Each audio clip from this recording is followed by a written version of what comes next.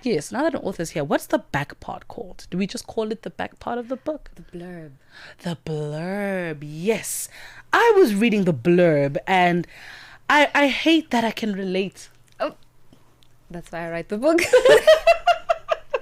Welcome to the show. Thank you so much for joining us this morning. How are you feeling today? Thank you so much for having me. I'm feeling a lot more calmer. Yeah. Because the energy in here is real good. It's real calm. Oh, that's a nice way to say that. Ntsako, you are wild. So let's talk about this. I mean, this is such a lovely way of, I think, starting the year. I mean, when we talk about adulting, I think we knew that it was going to be hard, right? But our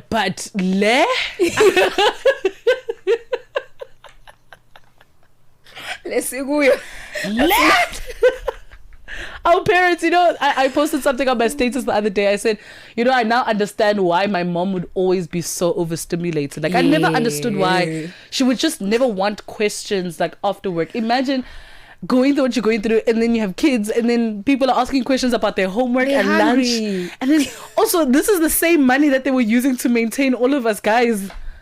No, they didn't tell us. No, I understand. Like, you coming home, you haven't defrosted your own meats. Mm-hmm. And now you told your child to do it. So now I'm mad because I'm hungry, and I'm mad because I told you.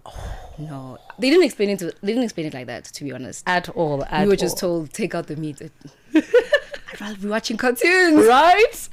So let's talk about Semi the writer. I mean, how did we get to a point where, we met the pen, we met paper, and we said we are going to pursue this as a career? Oh, well, that's even far ahead career as well. It was more like, like I'm going through all these emotions. I don't know what to do with them. And also there's no room. It doesn't seem like these are things we talk about. Like I started writing when I was like young, like 12, 13. And I just figured out, since no one around me is talking about it, there's something I need to do. So I just started writing it down. So it was basic. It started off as a coping mechanism where I was like, there's no room, but I need to share. So it was just pen and paper. The book is my friends going, okay, now that it's on paper, we want to see it on shelves. I was like, yeah, there wasn't like another 5 years, because I'm like, you guys are crazy. Yeah. So the career, I was pushed into it, to be honest. It was like, I love that. Sorry. They were like, we've seen your poems, put them in a book. Oh, and that's how the book came. And the one thing that I noticed, and we're going to get to them go apart because honestly, relatable. But you have different names for each chapter, right? The first one is passage, then it's bathroom, dining room, kitchen, mini bar. The mini bar, I think I should even just start there. Bedroom, spare room, and balcony. These are all places in a house. Is this where you wrote them, or where you felt that, I would relate to this specific piece of writing at that location? You've got it. Really? Literally, that's how it went. So when I was writing them, I was all over, but I always wrote them in one place. I was always in a room somewhere. I was always in my own space. And then when I was creating the chapters, I started realizing, these fit well in a specific room. In a kitchen, that's how I would be feeling in that motion. Like, I didn't take away the fact that go out. So I'd be going in the kitchen, going in the balcony, going in the mini bar. That's why I have so many chapters. Let me see.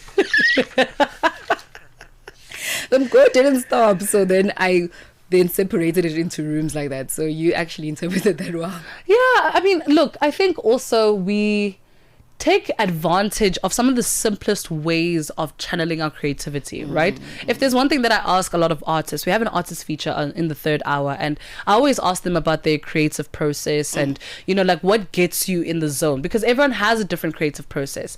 And I'm interested because yours seems to be being grounded, where your feet are, the fact that you writing about the different areas in the house. I mean, talk to me about that. Are you waking up in the day, you're in the passage, what happened in the passage for you to channel that creativity?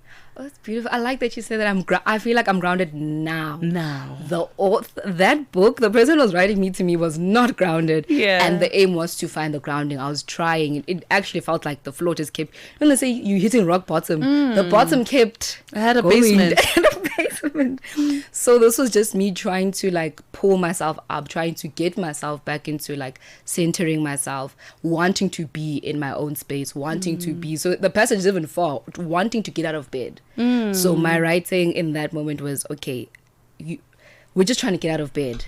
Then after that, we're trying to go to the bathroom. We're trying to be in the presence of showering. We're trying to be in the kitchen. I hated the kitchen because a lot of people are in there. Oh, yeah. So we're trying to get into these spaces. As much as it looks like, oh, now we're grounded, the book is actually building those spaces, building myself in those spaces. Passage is closer to the door. By the time I'm in the passage, I should be ready to be, going out. But also that's also where a lot of things would weigh in. So like if I'm coming back from work, my passage, my shoes are there because when I was running in the morning, I was angry. And the anger, why were you angry? Because that thing of the last week of, so all of that, it's the opposite actually. So you read the book, it's all grounded, it's done. But creating the book was backwards. I was starting from the bed.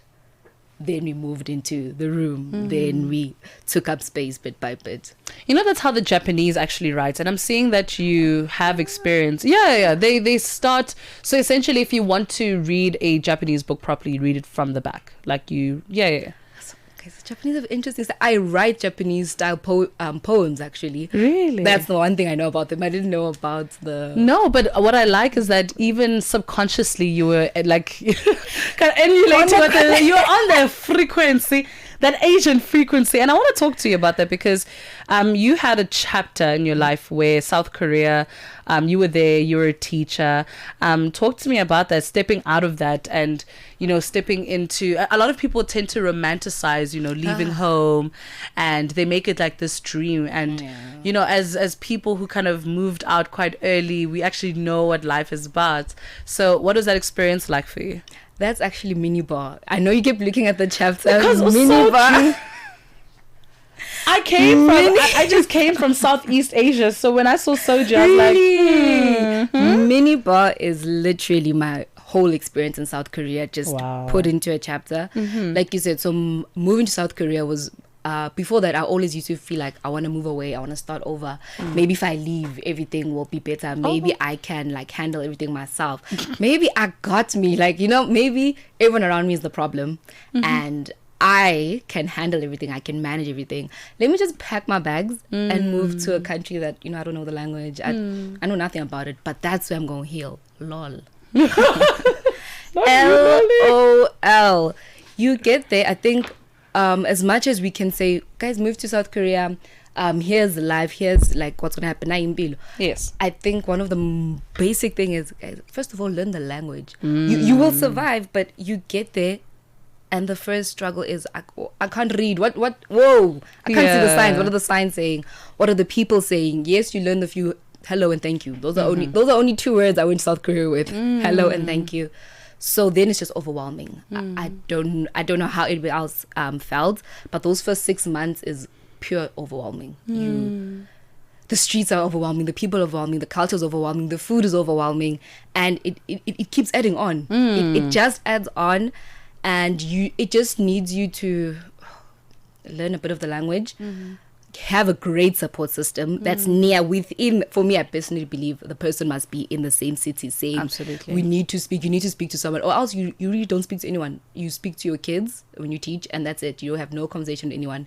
If you don't have a system of, let me message people at home, let me call, you have no one.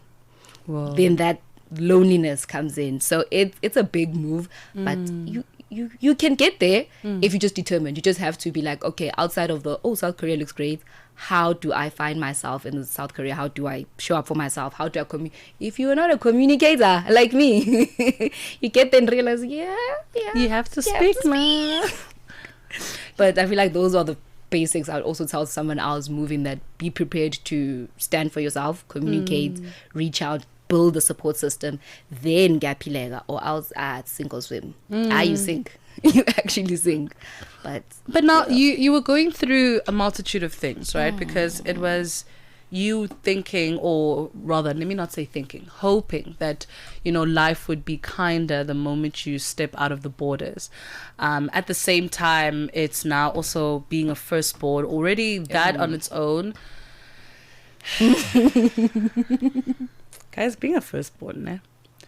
And I every time, I've got this thing where I'm able to pick up whether someone's a firstborn just based on how you are. Like, I can just hear, this one is thinking about everyone. They're people pleasing right now. They're trying to impress too much. They're performing instead of actually just showing up as themselves. Firstborn. You're able to identify, and also just the way that you relay or speak about certain experiences, right? Because I'm looking at even the first, or rather the third chapter. You have a specific date written in the kitchen. Yes, on page 76. There's the 17th of October in 2018. And then there's certain substances. That you put here. There's the S word, the S word version of unaliving, which is something that I think. So funny enough, when you wanted to move to Korea in psychology, that's called suicide ideation, and I think a lot of us firstborns crave that. It's not that we want to end it; we just want to step out of what we are currently experiencing, because we feel that fresh start will give us a chance to show up as someone new. How do you relate that in your poetry? Because I think a lot of people do experience that. I mean, even relating to what the Beckhams are going through, for example. Their firstborn son has completely cut them off. They now speak through lawyers, and you look at him and you're like, I mean, that's crazy, but you're also like, it's not that of it. I can't really blame you, but It's not that bad. yeah, you can kind of understand to a degree that maybe things just went too far. Talk to me about how you relate that in your writing. Relate. So I think just even I like when you mentioned the psychology part of it. So it's like, oh yeah, I studied it and I saw all the things. I'm like, yeah, that sounds like me, and I still went. So I'd like to say my book is hoping that people don't actually go to that extreme. The point is to look at, okay, suicidal ideation, depression, all of that, and know that there's see that other side that you're really dreaming of. Don't do it. Don't go that far, because the only thing you'll find on the other side is that it's just as bad, but you're in a different country. Yeah, that's it. But so the book in total is to try and stop people from, not stop them, like you can't physically stop, but just to give them a little bit of what happens when you keep going that way. If you keep being going through these ideations, if you keep pushing and going, creating these things in your head, would see on the other side it's going to be better. It doesn't work like that, my dear. You're gonna have to go back and sit with these emotions and sit with your experience and actually deal, actually do something. So in essence, I was also about this last night, I'm like, the point is to actually really try get people to navigate this, identify to give people the words and make you realize, oh, these things that you're going through, red flag, this is what it's called. This is what it's called. These are warnings, and don't go beyond that. It doesn't get better, because these things keep lingering. They go from one stage, they follow you, and all you do is you just pile up.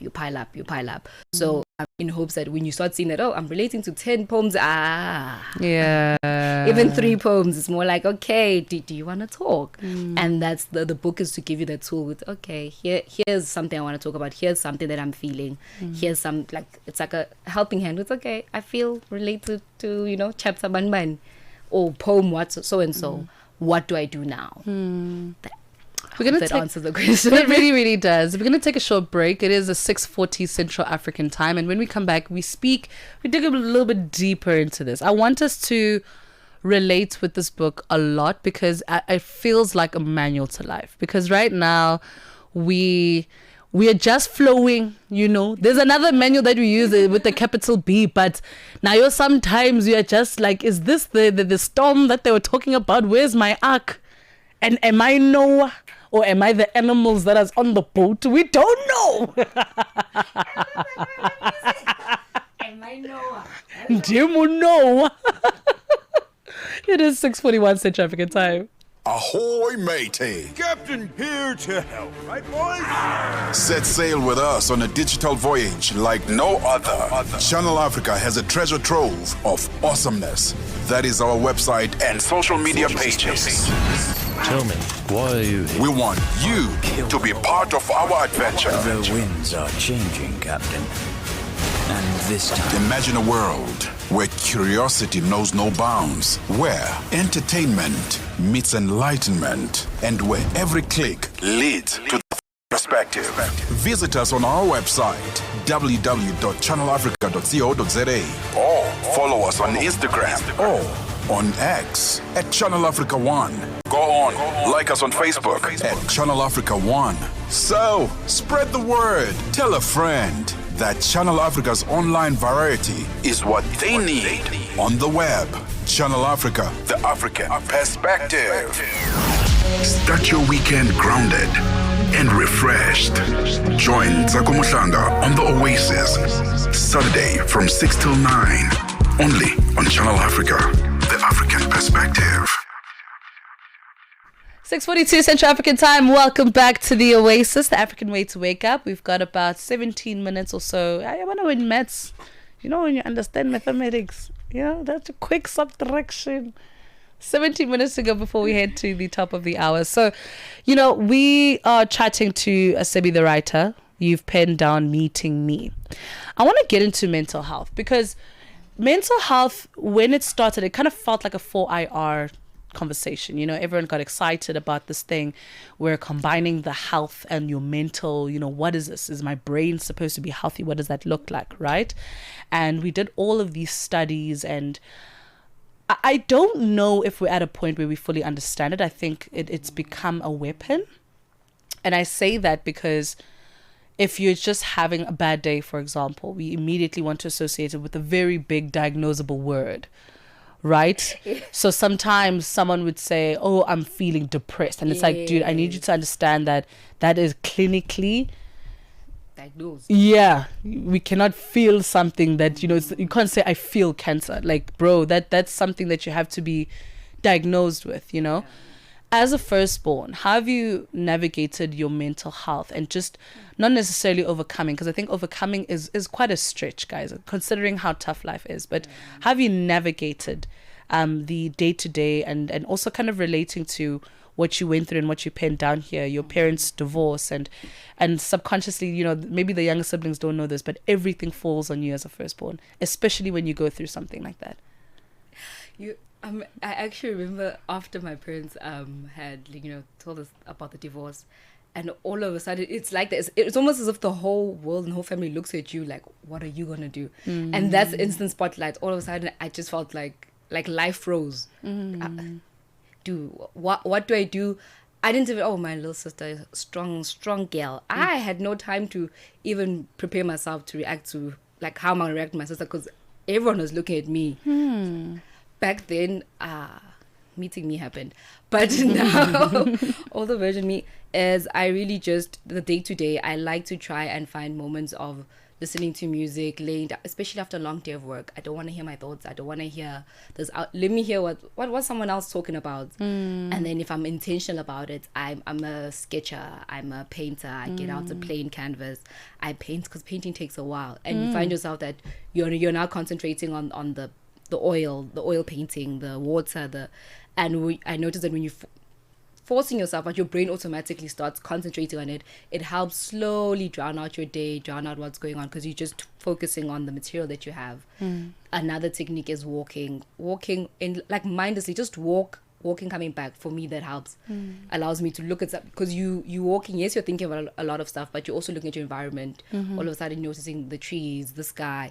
It sounds but when you're in the moment, it really helps, because you're just constantly trying to rid of the day. It doesn't go away completely, but it dwindles down better. You're able to think of small things like, today while you're walking, I had a cup of tea before my day went.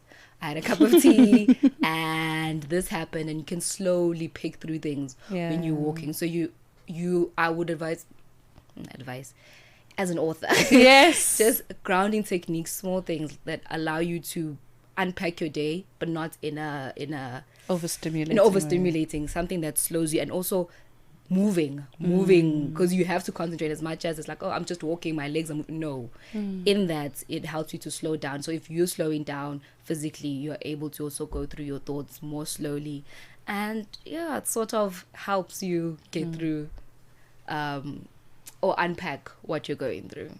Which was your hardest chapter to write? The first one, the I hate. Passage. Not I hate it, guys. Sorry. You can't say you hate it. No, but you know that's real. Guys, listen. It's, as a creative, some of your best, you will literally be like, oh my word, this is the best thing I've ever written. And people be like, meh. And then the thing that you're like, meh, people be like, this is the best thing you've ever. And I don't know if it's Murphy's Law or whoever's law it is, but it's always the one that you discard. So if you hate it, then I know it's eating. The moment you say, I hate this, I know it's eating. I know it's about to eat. So the one that I love is also eating, right? No, everything is eating. Okay. It's just, look, sometimes you can eat a pesto pasta and other times you can eat a filet steak. And I'm just saying, which one is the steak? Which one is the pasta? We're eating both ways. Which one? Definitely Passage is the first one, and for me it's one of the heaviest. Passage and Bathroom. So I hate them because they're so heavy. It feels like there's no time to breathe. It's a punch after punch after punch after punch after punch. And then I think after Passage there's a little bit of breathing. I don't know if there's another chapter before Bathroom, but I know then you get to Bathroom, and then but I don't have any feelings towards. There's nothing. I've got nothing to say about Bathroom. It's just to go same. Yeah, but the Father's Day. That's I understand. So Passage, I'm just like, I just know that, okay, guys, if you get through Passage, you're gonna be okay, and if you get through Bathroom, you're going to be okay. But if someone like gives me my book, I'm just like, please page. When someone pages, I'm just like, please pick anything but those two. I forgot what was the main question. I just know the first thing I said is I hate Passage. Yeah, I think it's also because it's a trigger, right? So it's not that you hate it. It's just you remember where you were at the time of writing it. I mean, some of the poems here are August. I'm interested now with it's Women's Month when you are going. There's Distances, there's Forgiveness. There's Coming Home to Me. What does that look like? It's meeting me, coming home to me. I feel like your relationship with self is quite interesting and you explore that a lot. Talk to me about that. I think Coming Home to Self actually could have been the first one, because all of it begins at coming home to self. Because I realized when I was in South Korea, every time I would come home to my apartment, everything that I'd left, everything that resembles me, everything that reminds me of who I am was still there. And that's where a lot of the journey started to be like, okay, now you need to unpack, because why every time you come through the door you feel heavy again. You go to your room, your bed is not made again, the signs are there. The dishes are filled up again, and it always felt like, hey, I'm leaving, I'm living in South Korea now. I'm on the bus, I'm going to cafes, but when I come home, everything's there. And that's where the journey had to start, where sometimes I just lay in the bed and I'm like, why did you used to hate sleeping in the dark again? Now the thoughts are coming back. Oh, you hated this. Okay, you're 23 now. You hated that when you were 18. What is it? Then I had to start in the same dark that I hated. I found that then I start like reaching out to someone like, okay, there's someone who knows or someone who can understand me, like, oh, cuz I used to hate because I used to think I was seeing this, So coming home to self, I had to force myself, these spaces that I was uncomfortable with back then in South Africa and uni, they're still here, they're just in different forms. The dark is still there, a quiet space is still there, the four walls, I still have the same four walls that I used to cry myself to sleep in. I can still cry over here. So just crying Korean. I'm crying with ramen, I'm crying with soju. I'm still crying. Yeah. So eventually it was also a point where I feel like I'm tired. We've been going through the same thing, but now we're here, now in far away, but your home, your physical home still feels the same. And that means your physical self is still holding. You know when they say the body remembers? Yes. So coming home to self was that was like the whole gist, that okay, if this four wall still remembers, that means your full body still remembers. Oh wow. Now let's deal. Let's unpack. Dude, that's so deep, because I don't think, and shame, our parents were never taught how to navigate such a self-aware. I always feel for parents because they were never taught to deal with such a self-aware generation. I mean, they barely had room to communicate with their parents. You know, they'd be beaten every single time you'd even say, I'm sad. Or you'd say no to something, and then you're having to raise kids who say no, who say words like boundaries, which for some reason in a black household you're basically swearing everyone. A child says, I'm feeling anxious. What does that word even mean? How does that translate to you? And it's tough now, but you're saying something, and I don't know why it's triggering something in me. You know, growing up in a very my mom is a clean, there's clean freaks, ne? Then there's that woman. Like to a degree, I'm like, this has to be a manic episode. Like this is like undercover like mania, bro. Like she's a clean freak, right? Yes, and she has never allowed her mental health to kind of reflect in the environment. But then imagine raising 4 kids who allow their environment to kind of reflect. So whenever I walk into my sister's room, and I know it's upside down, I'm like, this one is not fine. Especially if in 3 days I'm like, okay, now this one we need to check on it. Yeah. How have you, especially in this book, and there are chapters that are tough. I mean, there's Father's Day, but you have a dad, and I wonder, having to read that as a parent, there's forgiveness, there's divorce. Already they're navigating their own emotions. How have you had to bring this to them and open up the floor for that level of vulnerability with them? Yeah, the floor was not really open, but okay, it's a bit different. So my mom used to be a psych nurse, which is something I found out way up when I was spiraling. I know, right? I'm spiraling all the way. I'm in university. I'm in Rhodes. I'm far away from home. And my psychologist there is going, yeah, you need to speak to my who. I really didn't want to bring it to my parents. I really thought you guys are already going through enough. I've got firstborn. I've got this. I'm going to figure don't it worry. out. I'll figure it out on my own. Yeah. And so many people intervening. My psychologist, who stays in Rays again, the ward. I'm just say the warden. Yeah. All of them were like, "Have you spoken to your parents?" That's not the point. Like, is not the point.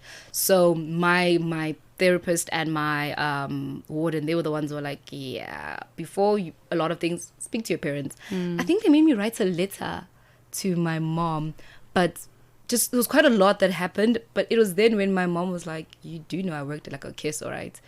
And I was like, "You did?" And she's like, I know. She's looking at me like, she's like, bruh, I'm going to work. What are you thinking, guys? For the longest time as a kid, I just knew my mom went to work and she came back. So when her mentioning that made me realize, I was like, oh wait, you even know the DSM-5, you studied this. So that helped a bit in times like, I'll just come with all the big words. Oh, I'm feeling anxious, I'm feeling this. My therapist said I might be feeling this, and my mom was able to give me the tools like, okay, go here, do this, go here, do this, next, and not even in a like a sialwa. Is it helping? Are we seeing? Yes. Okay, go here, go. Whereas with my dad, wow, I think he's probably finding out probably for the first time on the radio that your girl was not okay. Oh, also, I think that's because my dad, obviously, I didn't live with my dad. So I actually don't think I would have room, because I think my dad needs to go see someone first before he both can. our parents, all our parents. Quite frankly, if you were born in the 70s, I need you to find your neuropsychologist. Like, shame. The way you guys were raised versus what's happening now is, you're finding a middle ground, and not even in a snacks way. It's just there's no middle ground. I mean, it's two extremes. You barely spoke as a child, and that I think it's interesting that you're saying that your mom worked there. I wonder what led her there. I wonder what led her to be a psych. I mean, how do you go into something where psychology is, the black people don't talk about that. Even today, your emotions as a black person are probably the most invalidated thing. My mom actually went through different terms of nursing. She started at trauma, but she said that she didn't choose it. It was the one that was understaffed. Okay, no, that just seals a lot. It makes sense. I'm grateful that she went out of that path. But it low-key makes sense, because I'm just like, even that T word, trauma. I mean, saying trauma to black parents, to the black community, they're just like, oh my gosh, did you die, or did you almost die? And we're not understanding that trauma is just a result of something happening. Yeah. That's literally it. Both good and bad. The good trauma of going on a roller coaster is that you're now scared of it. That's literally just good trauma. No. That's good trauma. Yeah. It's when you know that if you eat ice cream on a hot day, it's gonna melt. Like, that's literally, it's just an emotional result of what's happening. Yeah. I want to ask a really personal question as we wrap up our conversation. You speak about meeting me. You've opened up your heart, which I don't think you understand, like, how hard it is to talk about your things. People don't talk. People don't talk. People don't talk. I didn't talk. Yeah. You have very personal chapters, very personal spaces. Where would you say you are now with self? Oh, me and self, we get along. I feel like in all my years, the best thing I've done for self is teaching myself that when you go through certain things, you can start by these like calming yourself down. You can start with these methods. You don't have to jump straight into the deepness, but I've seen this works for me. I can start here to get to here. But what I am going to do is, we're not going to avoid. Self and we don't avoid things, even if sometimes I don't address something now, but I keep mental tabs that I'm gonna go back into, not just overload. I'm very intentional about, okay, you see this, or this is going on for too long. I have this new thing where I'm like, yeah, we've been feeling this for like more than 2 days now, we're bored of it. But before just skipping through it, let's address why were we feeling this, what resulted. Oh, nothing, cool, close your tab. And I'm very determined. Once I tell myself close that tab, I mean close the tab. I mean whether I pray about it, whether I speak to someone about it. But when I've decided that, yeah, this tab is boring me now, we're closing it. Whether it was something small, but close it. So I'm a little bit more stubborn with myself because I know I can do it. That's impressive. So now it's like, you know you can do it. You have the tools. You have the resources. Do it. Sebi, I've had a good time with you. Where can we find your book? Take a lot. Love or you it. can find the soft copy on my website, which is www.sebithewriter.org. I'm absolutely obsessed with you, dude. Like, thank you so much for coming in today and for just being vulnerable. I think we don't talk enough. We don't open up enough. I think we're all scared of being perceived a certain way because of the trials and tribulations that we go through. So you opening up something as deep as a parent's divorce, dude, like that is deep, and I salute you for that. So thank you so much. Thank you for having me, and thank you for also sharing. Like, I feel like because you are a firstborn, you relatable. You the came first in thing I right- said to you when I read you said the blurb, darling. The first thing I said, I was like, I relate. I see myself. I see myself here because I totally understand. It's hard, and people, when we say it's hard and we say we carry a lot, I don't think they actually get how deeply hard it is. I think we're seen as complainers, but at the same time, hyper independent complainers. It's the craziest thing. Same time, we gotta figure it all out. We're a living oxymoron. It is the 6:59 as Central African time. We're going to head to the news. You know, this week was a very, very heavy week. And I'm sending love to parents. I'm sending love to... I can't imagine being a parent. I've had like a really heavy week and I can't imagine someone saying, I'm hungry. Mommy, I'm hungry. Like, dude, like, I'd crash out. I don't think you guys understand. On social media, we are Channel Africa 1, and also on WhatsApp +27832886684. We're going to find out what's happening in the news. Am I also a little bit crazy for slightly, like in the slightest bit, empathizing with the driver? I don't think anyone wakes up with the mind of, I'm going to throw all these kids into an accident, but at the same time, you know, the consequences are really, really tough. It's been a heavy week, guys, so I'm hoping that next week comes with a lot of good news. And also January, baby, yeah, you need to know when to leave. Hey, you're starting to look like a black mother at a family function. It is 7 a.m. Central African time. It's time for news. SABC News.